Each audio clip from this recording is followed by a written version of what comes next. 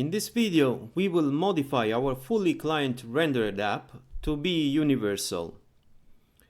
First thing, before we start editing the code, I strongly recommend you to create a backup of your code, so not to lose your client app if later you want to use it. So rename your project folder and call it bookshop_client. Right-click and duplicate, and rename the new folder bookshop_universal. We will now work on this new folder. So open a new terminal window and go to New Project Directory. We will render our component in a EJS template, and therefore, as first step, install EJS engine.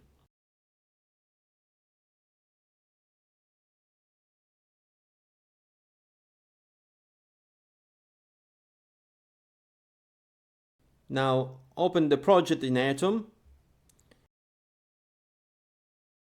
open the Views folder,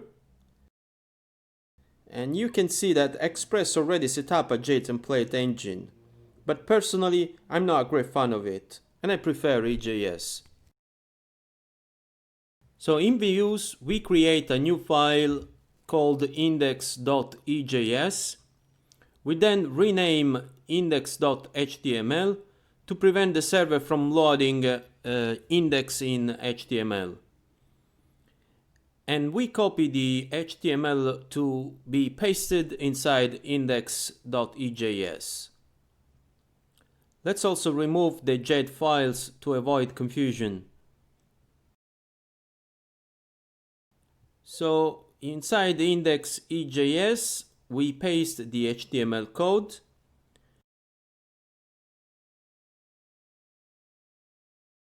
and now we remove the current get middleware, and we firstly set EJS to be the template engine, and we write a middleware that will intercept all client requests.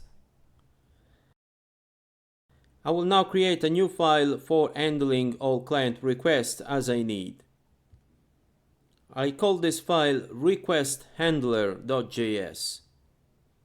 In this module, I write a simple function that makes an HTTP request to our Books API. I will use Axios. In fact, if you remember, I told you that Axios can work on server side too. The request will be to port 3001 because it's fired by the server and therefore doesn't need to go through the proxy. We catch any error,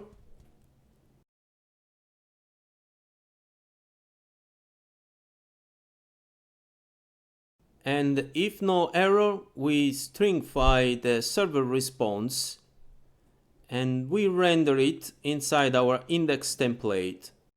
Now in our template, we just need to add the EJS tag, and we run the server. Oops, I got an error, and I know why. I just forgot to require the request handler module. So let's add it in app.js and run the server again.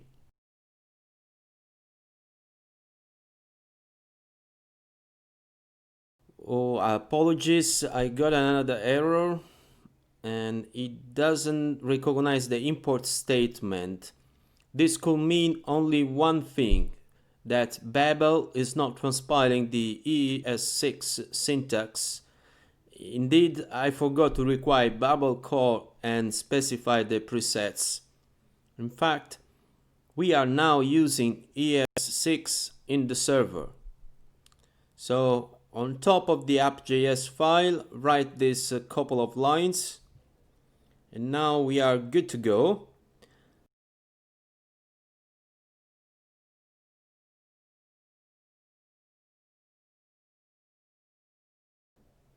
Awesome, it's working. Now if you refresh the browser, you see everything working as before, and there is no visible sign of the HTML with string 5 from the server. This because our bundle.js kicks in very quickly and hides what is currently rendered by the server. But if you go to Chrome settings, well, I have it already opened, and then advanced settings, privacy, and open the content settings, you can disable the JavaScript, so bundle.js with the client code will not be rendered. If you refresh, you see only what is rendered by the server, which is exactly the API response.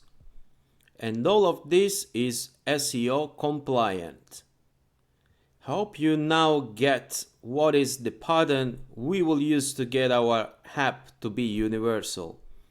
In the next video, we will introduce the code to get the initial state in Redux from the server and to match the routing between the server and the client so that each request is rendered by the server, but the JavaScript is coming from the client.